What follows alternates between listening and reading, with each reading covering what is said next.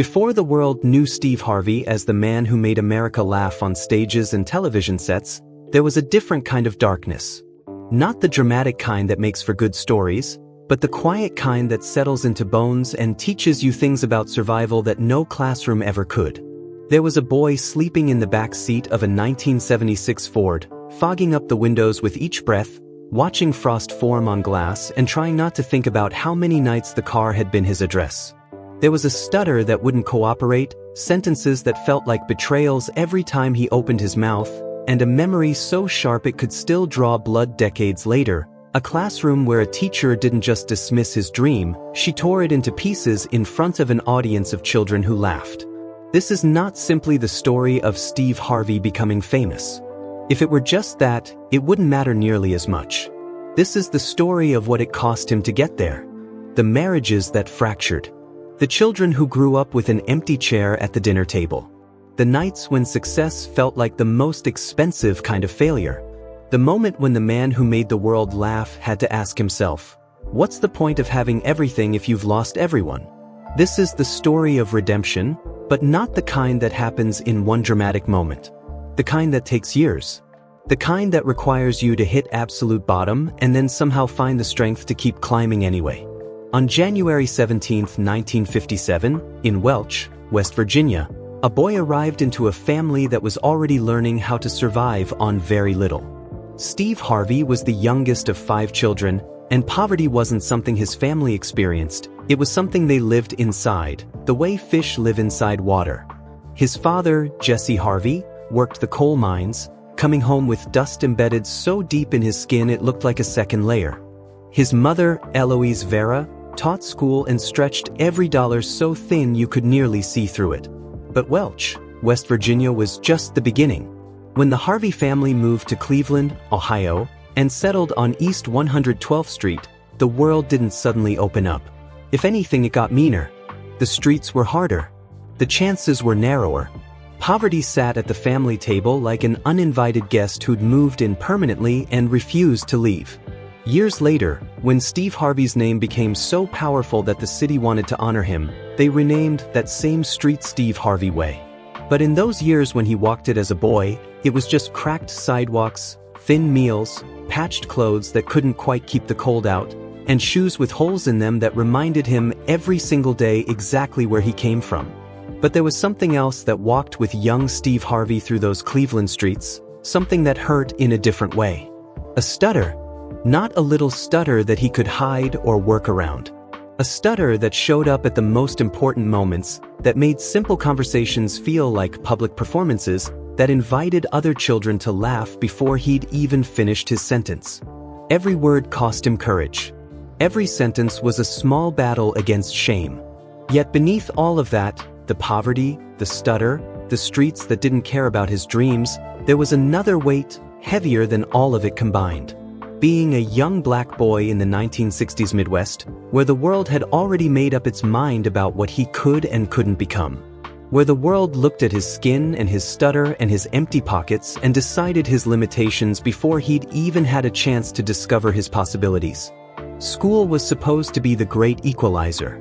It wasn't. It was just another place where the world taught you your place. One day in elementary school, his teacher assigned a simple project. Write about your future. Write about what you want to be. Imagine yourself grown up, successful, doing something you love. It was supposed to be an exercise in dreaming. But Steve Harvey didn't dream small. While other children drew pictures of firemen and teachers and astronauts, Steve Harvey wrote something different. He wrote that he was going to be on television. The room didn't celebrate his ambition. It became a courtroom where his dream was on trial. The teacher didn't smile.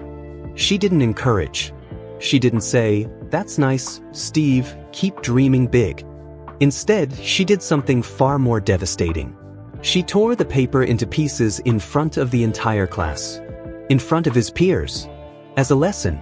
And then, adding insult to that injury, she called his parents, as if a child's ambition were a behavioral problem that needed to be reported to the authorities. The message was simple and clear. A poor, stuttering black boy from Cleveland doesn't get to dream about television. That's not a dream for someone like you. That sound, paper tearing, became the first real stage Steve Harvey ever performed on. Not because it broke him into silence, but because his father refused to let the ending be written by a teacher's cruelty. Jesse Harvey didn't offer comfort. He offered a different kind of tool altogether. He didn't tell his son that the teacher was wrong, or that dreams were always possible, or that one day he'd show them all. Jesse understood something deeper. He understood that his son had to believe this himself, in the quietest hours of the morning and the darkest hours of the night, when no one was watching and no one cared. Jesse told his son, "Write the dream again. Write it down and put it somewhere you can see it every single day. Read it in the morning before you do anything else. Read it at night before you go to bed. Read it until it becomes more real than doubt. Read it until your voice believes it before the world ever does." So Steve Harvey, this boy with a stutter who just had his dream torn to shreds in front of an audience, went home and wrote it again. He taped it where he could see it, and he began a ritual that would become the foundation of everything that came after. Every morning before school, every night before sleep, a boy standing in front of his own mirror, speaking his future into existence when no one was listening, when no one was judging, when it was just him and the words and the faith his father had planted. That paper on the wall became his first audience. His own voice became his first applause. And somewhere in the repetition, somewhere in the ritual, something shifted. The stuttering boy didn't disappear, but he stopped being ashamed of it. The poor boy in Cleveland didn't suddenly become rich, but he stopped believing that poverty was the final word on his story. By the time Steve Harvey graduated from Glenville High School in 1974, something had hardened inside him. Not his heart would stay soft enough to break 1,000 times in the years ahead. But his will had hardened. The dream hadn't gotten smaller. If anything, it had grown bigger.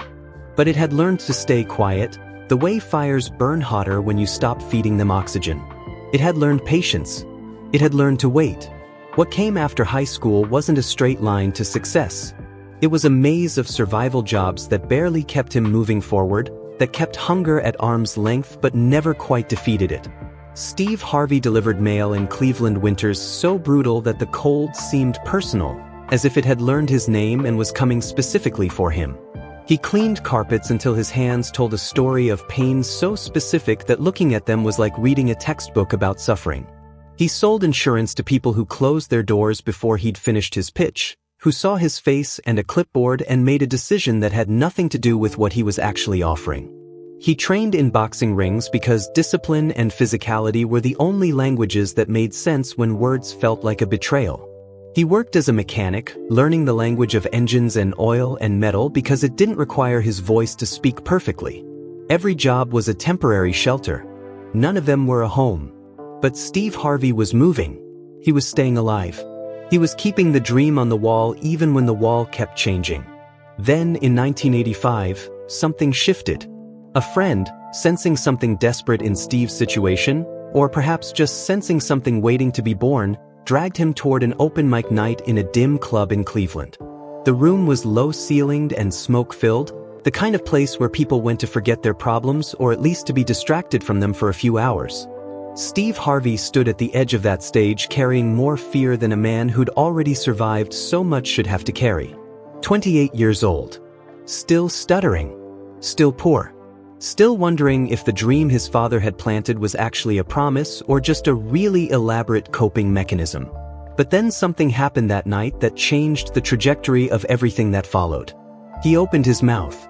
The first joke came out rough and uncertain. But then, and this was the moment, the crowd laughed. Not at him. Not the way they'd laughed at the stuttering boy in Cleveland classrooms. But with him. They laughed at the joke. They laughed because he'd said something true that they recognized. They laughed because he'd made them feel less alone in their own struggles. When the night ended, someone handed him $50. To most people, $50 isn't much. It's dinner. It's gas. It's a single night out.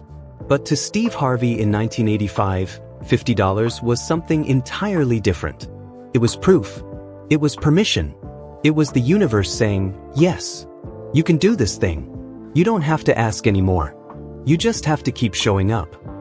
He walked out of that club that night shaken, aware that something inside him had found its voice. Not just his voice, he'd had that all along. But the voice that the world would pay attention to. The voice that had learned to turn pain into timing, shame into humor, survival into entertainment. By morning, he made a decision that would terrify anyone with bills to pay and a life that depended on stability.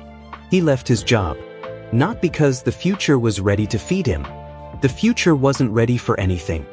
He left because going back to delivering mail and cleaning carpets and selling insurance suddenly felt like a betrayal of the only thing that had ever made sense. What came next was not a quick rise to fame. It was 3 years, nearly 1,080 days, of living in the back of that 1976 Ford. The car became his address when he had no address. It became his home when home was something other people got to have. Food stayed in coolers when he had enough money to buy it, which wasn't often. Washing up meant finding a gas station bathroom and hoping no one asked questions. Or a truck stop shower, where he'd pay a few dollars and try to feel human again in the 30 minutes he was allowed. Hunger made silence loud. The fog of his breath on the windshield became a calendar marking how many nights had passed. The cold that seeped through the cracks became a companion he learned to negotiate with. Outside the car, the city moved past him, people going to jobs, going home, going to dinner with their families, completely unaware that a future television host was sleeping inches away from them in the dark, wondering if he'd made a terrible mistake. The hardest part wasn't the cramped seats or the cold or the hunger. It was something quieter and more devastating. It was the daily performance of normalcy. Rising each morning and pretending he still had an address. Pretending he still had a plan. Pretending he still had somewhere to return. It was the profound loneliness of knowing that if he failed, no one would notice. If he gave up, there would be no rescue. The dream was his alone to carry, and if it broke, he would break with it. He later described those years as something more than discouraging. A few hard days can be endured, but years can make a man question his faith in ways that nothing else can. Years can make you wonder if you've misunderstood the universe entirely, if the dream was never real to begin with, if you're just a delusional person sleeping in a car in Cleveland. Yet every morning and every night, he kept repeating what his father had planted in him. Keep the dream where your eyes can find it. Read it aloud. Speak it into being. Do not let shame become the final voice. One night, the weight became too much. The hunger was too loud. The cold was too deep. The certainty that he'd made a massive mistake became too overwhelming. Steve Harvey reached for his phone with the intention of making a call that would change everything, a call to his father admitting defeat. A call to say, "I can't do this anymore. I tried, but I can't keep living like this. I'm finished." His finger hovered over the phone. But before he made that call, something made him check his answering machine. 2 offers were waiting. A Jacksonville club willing to pay him $150. Then another show the next night for the same amount. $300. To the world, $300 is barely anything. To a man sleeping in a car, $300 is a bridge. Not to safety, safety was still years away, but to possibility. A bridge that led toward New York. A bridge that led toward showtime at the Apollo. Had he ignored that machine? Had he been 10 minutes faster in making that call? The entire story of Steve Harvey might have slipped into silence. He might have become just another person who tried and failed. Just another delusional dreamer who thought he could make it in comedy and woke up one day realizing he couldn't. But he checked the machine. And that small act, that single moment of delay, changed everything. Help came in unexpected forms during those years. There was Rich and Becky Liss, who saw his effort and his desperation and did something remarkable. They offered him carpet cleaning work, honest work that paid. But more than that, they extended him travel credit when his money ran out and the next gig was still days away.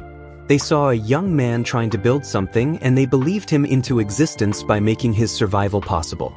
Years later, when Steve Harvey thanked them publicly, tears ran down his face. Because he understood what their belief had protected. They'd protected not just his body from the street, but his spirit from the kind of despair that can make a man give up forever. They'd shown him that the world wasn't entirely populated by people who tore up dreams. Some people actually tried to help you build them. In 1990, When his name was called as a finalist in the Johnny Walker National Comedy Search, the man walking toward that microphone was carrying more than jokes. He was carrying the memory of a classroom where his dream had been mocked. He was carrying the memory of those nights in the Ford, of hunger and cold, and the constant question of whether he'd made the biggest mistake of his life. He was carrying his father's instruction like a lifeline.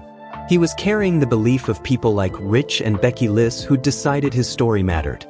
His voice no longer broke the way it used to when he was young. It had learned to cut cleanly through silence, shaped by closed doors and cold mornings and years of learning how to stand upright even when shame was pulling at his ankles. When Showtime at the Apollo opened its legendary doors to him, Harlem became the place where his past finally had to bow to his future.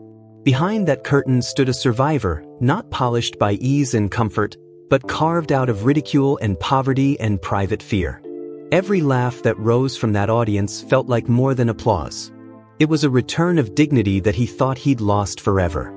But applause, he was about to learn, becomes its own kind of weight. For years, Steve Harvey helped carry Apollo and every stage that followed with the discipline of someone who knew how quickly hunger could return. The lights were brighter now. The applause was louder. But the fear underneath never quite went away. The fear that one bad show would send him back. That one decision to rest would open the door to the poverty that was always waiting. The hours no camera kept were brutal. Hosting, touring, writing jokes late into the night, catching flights with a tired back and a worn voice and a mind forced to stay funny even when his body was begging for mercy. It was as if every laugh America heard was a wound he'd learned to turn inside out. He'd learned to make his pain funny so that it could be profitable. In 1994, Me and the Boys brought him deeper into television.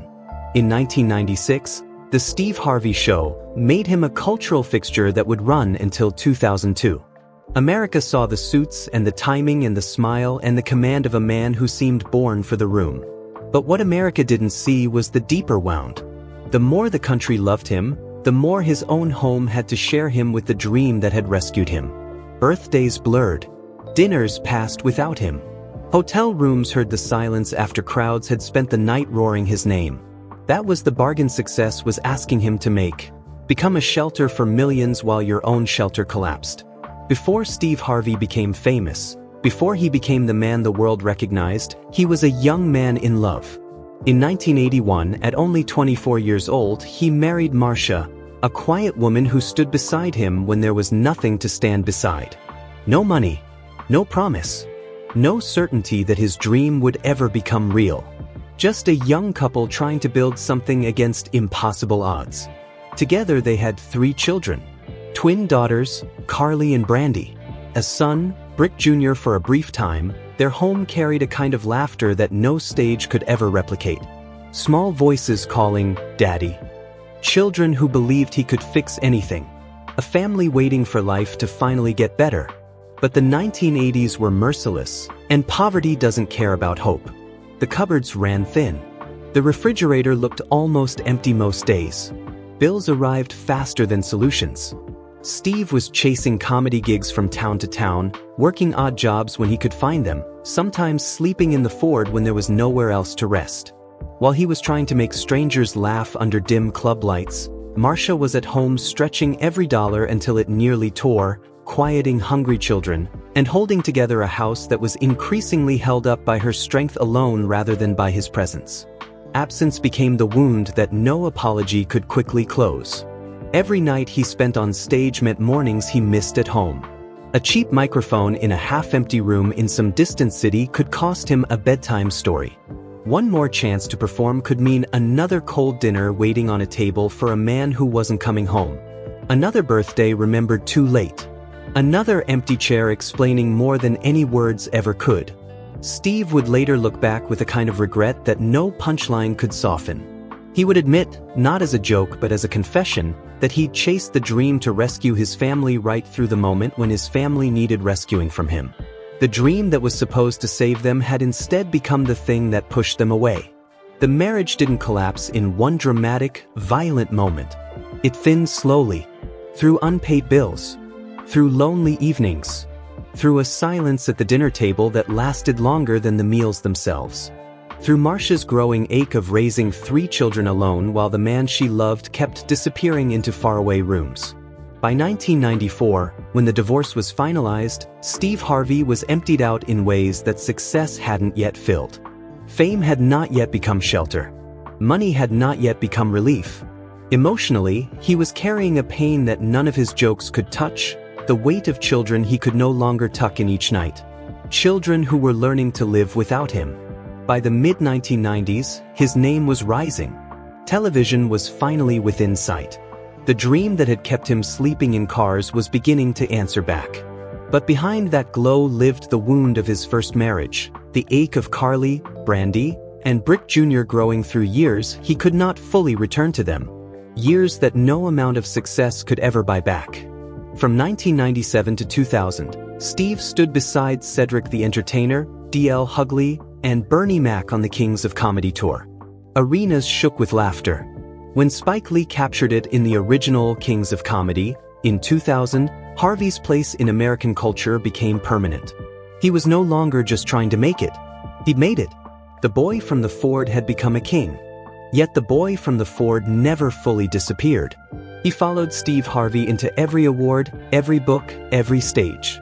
In 2009, Act Like a Lady, Think Like a Man turned hard-earned lessons into a New York Times bestseller and later a hit film. Straight Talk, No Chaser followed in 2010. Act Like a Success in 2014. Jump in 2016. Each book less like advice and more like a map drawn by a man who'd been lost himself. The honors came, BET Humanitarian of the Year in 2011. A Hollywood Walk of Fame star in 2013. Daytime Emmys. NAACP Image Awards. Steve Harvey Way in Cleveland in 2015. An honorary degree in 2016. Plaques and stars and recognition from every major institution. But the deepest meaning was never carved into a plaque. In December 2015 on the Miss Universe stage, the man who had spent his life mastering live television made the kind of mistake the world never forgets. One name left his mouth. The wrong crown was placed. Celebration turned into confusion within seconds. The room stiffened. Cameras stayed close. Millions watched around the world as a comedian known for perfect control suddenly stood inside a silence no joke could repair. For Steve, it was more than an error card or a live TV mishap. It was the old classroom wound returning in a new form. The fear of being laughed at. The fear of being judged. The fear of being reduced to one broken moment that everyone would remember forever. In those seconds, it must have felt as if a lifetime of discipline, hunger, faith, and survival could be swallowed by 60 seconds of public shame. The same world that had laughed with him for decades suddenly seemed poised to laugh at him. History was repeating itself, the same fear, the same humiliation, the same sense that one mistake could erase everything. But he did not run from it. He stepped back into the light, held up the card, and took responsibility with painful clarity. It was my mistake.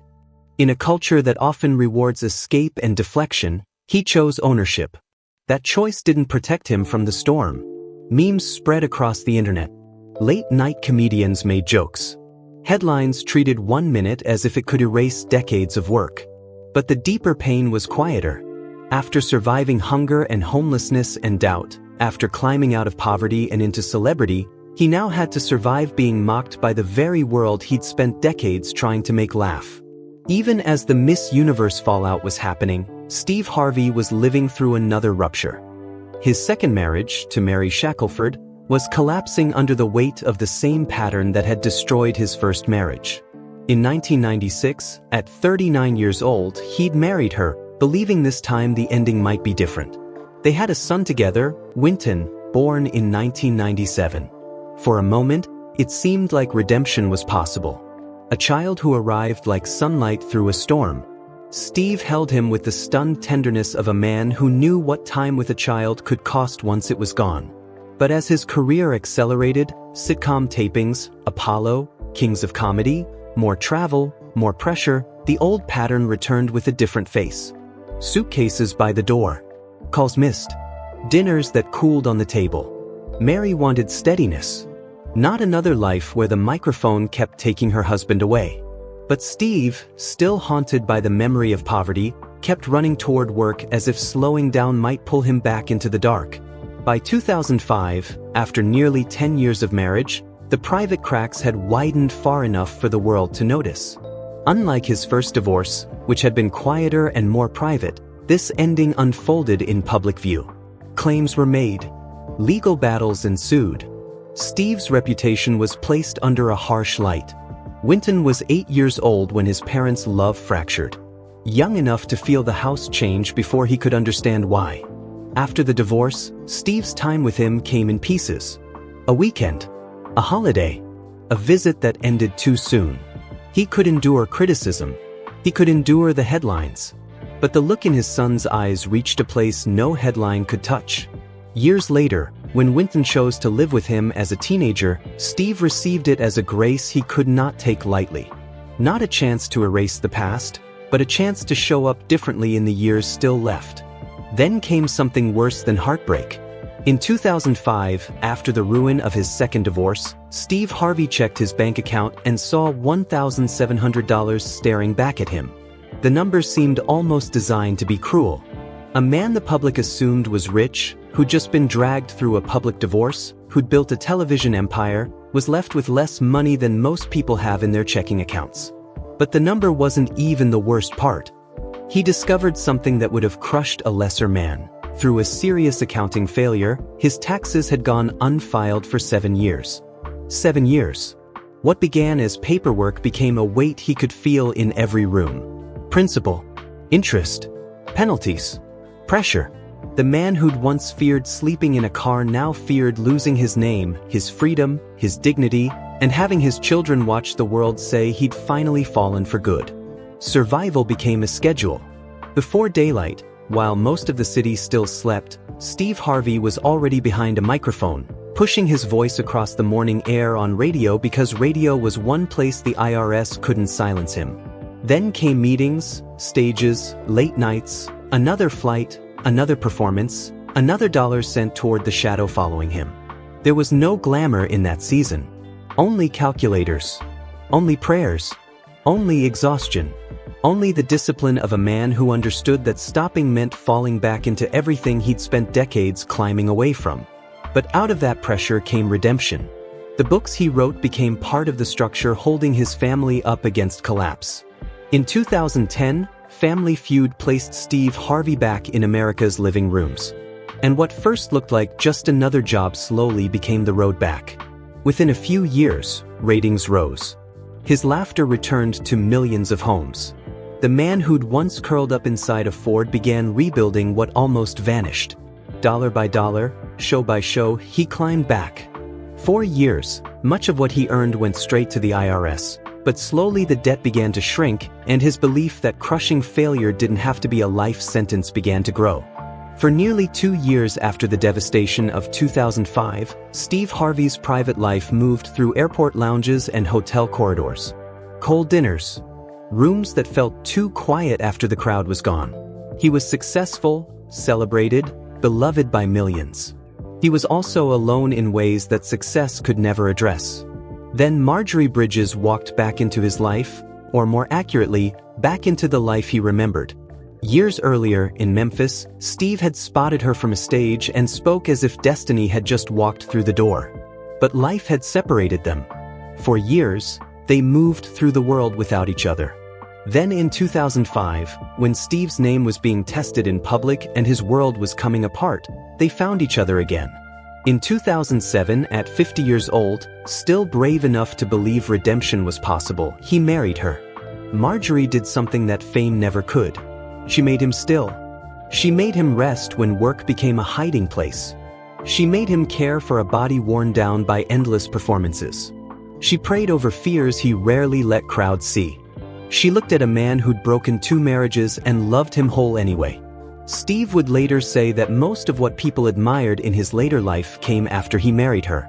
And he would come to see Marjorie as one of life's greatest gifts. Not because she erased the past, but because she helped him build something whole. Something real. Something that didn't depend on applause. The deeper meaning was not success. It was peace at a dinner table. Laughter without a microphone. The feeling of being expected home. Together, Steve and Marjorie shaped a blended family of 7. Steve's children from previous relationships. Marjorie's children. Winton. Not instantly, but through patience and presence, they became one family. At first, the word step stood between some of them like a small wall. But Steve gave Marjorie's children his last name, and then the harder work began, earning their trust through showing up. Through listening. Through becoming a father they could believe would stay. That healing was made public in 2015 when Jason, Marjorie's son, stood in front of millions and honored the man who'd given him his last name and become his dad. The room grew still. For once, the comedian had no joke ready. The host had no smooth line. Steve broke down like a man receiving mercy he thought he'd forfeited forever. For someone who had once mourned the family he lost while chasing a dream, Jason's words were mercy made visible. Now nearing 70, Steve Harvey commands an empire that spans television, radio, books, production, and entertainment formats that circle the globe. Family Feud. Celebrity Family Feud. The Steve Harvey Morning Show. Steve Harvey Global. Levedu. International versions airing in South Africa, Ghana, and Botswana. The Botswana version began airing in 2025. To the world, it looks like domination. In the arc of Steve's life, it feels less like domination and more like protection. Every contract, market, and venture still carries the echo of an old fear. Never again be left with nothing but a dream and a prayer. Splendor follows him now, but discipline walks closer. In Atlanta, the estate once connected to Tyler Perry stands like proof of permanence. After years when home felt uncertain, there are now acres of land. Private luxury. Polished rooms. Space for a family no longer forced to scatter. There are cars that read like trophies. A vintage Cadillac. A Rolls-Royce. A Bentley for Marjorie. Watches that mark not only time, but survival. His fashion, reshaped with stylist Ellie Caramo, has made aging look bold rather than apologetic. Clean lines. Rich color. The quiet defiance of a man refusing to disappear. Yet beneath the suits is a body he can no longer take for granted. He's spoken publicly about health concerns. Blood pressure, sleep, warning signs that forced him to take his body more seriously. After 50, he reshaped himself through weight loss, cleaner meals, cardio, strength training, sleep routines, and daily discipline. This is not vanity. This is a grandfather, husband, and patriarch trying to stay strong for the people who still need him. In June 2026, the Harvey family mourned James A. Bridges Sr., Pop Bridges, Marjorie's father, the man Steve deeply respected and loved. For millions, Steve Harvey was still the man who could turn a stage into laughter within seconds. But inside his family, this was not a public moment. It was a private goodbye. Steve shared his grief not as a celebrity, but as a son-in-law, honoring one of the finest men he'd ever known. The mansions, the shows, the applause, the public image, none of it mattered as much as being present when the room felt colder than usual. The Harvey family revealed something fame could not manufacture, the quiet strength of people holding one another up when words weren't enough. But the real work Steve does now happens when the cameras aren't there. Through the Steve Harvey Mentoring Program, thousands of young men, boys growing up without father figures who might otherwise believe they're forgotten, have been brought to programs where discipline, confidence, and responsibility aren't concepts but practices. Young men stand taller because someone believed in them. This mirrors his private healing. Because Steve Harvey finally understands something that took him 60 years to know. Success means very little if love can't survive beside it. That applause can build a career, but cannot repair a child's silence. That wealth can buy security, but not peace. His estate might have mansions. His legacy lives in children gathered at one table. Grandchildren running through halls. Young men standing taller. A man once nearly broken, learning that the applause means nothing compared to being chosen by a child. Even the 2015 Miss Universe mistake remains a public scar the internet refuses to fully release. Even stories of those dark financial years still follow him through rooms most people would call perfect. But Steve learned long ago that meaning is no longer measured only by what he owns. It lives in the people he helps, the family he's rebuilt, the children who chose to call him father. If Steve Harvey's story has ever reminded you that a broken life can still be rebuilt, leave a reflection below. Not as applause for a celebrity, but as proof for someone tonight that the paper someone once tore in front of a stuttering boy can still become the page a grown man uses to help others believe their story is not finished. The boy who was laughed at in Cleveland didn't just become the man who makes millions laugh. He became the man who understands that laughter without love is just noise. That fame without family is just loneliness dressed in applause. That success built on broken relationships is just a very expensive form of failure. Tonight, if someone you love is struggling under the weight of a broken dream, a stutter, poverty, divorce, or the slow erosion of hope, know this: the page someone tore doesn't have to be the final word. A car can be a classroom. A stutter can become a superpower. A broken marriage doesn't have to be a broken man. Financial ruin doesn't have to be the end of the story. And shame can become the ground where strength grows. The boy from the Ford is still inside the man in the suits. And it's that boy, the one who refused to stop believing, who made everything that followed possible.